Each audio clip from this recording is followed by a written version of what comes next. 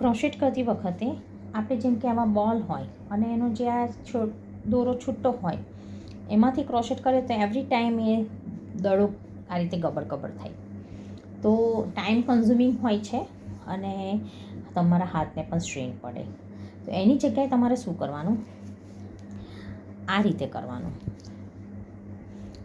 છે ને, સેન્ટરમાંથી એનો દોરો કાઢવાનો અને પછી તમારે દોરાને આ રીતે ઇઝીલી તમારું નીકળશે દોરો બહાર.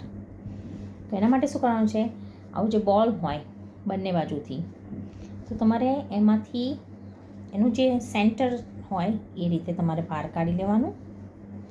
પહેલાં તમારે થોડુંક એને સર્ચ કરવું પડશે કે ફિંગરની હાથ મદદથી કે એનું જે છેડો છે કઈ બાજુ છે, અને પછી તમને મળી જશે. જો આ રીતે છેડો નીકળી ગયો છે, જો ને તમે.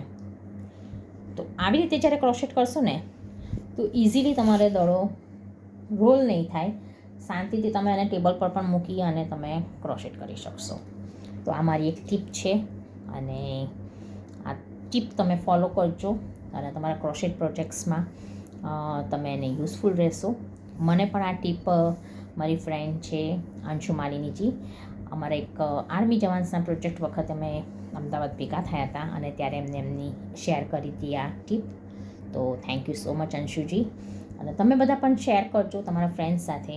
અને આ રીતે ક્રોશેટ કરવાથી તમારો ટાઈમ પણ બચશે, કારણ કે આ રીતે દોરો રોલ થશે ને તો એવરી ટાઈમ તમારે એને રોલ ખેંચવો પડશે અને આ તમારે ઇઝીલી સેન્ટરમાંથી તમારા દોરો બહાર આવી જશે.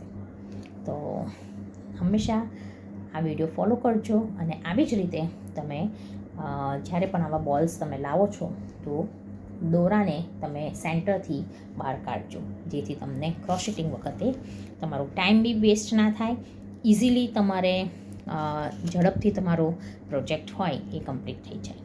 હેપી ક્રોશેટિંગ.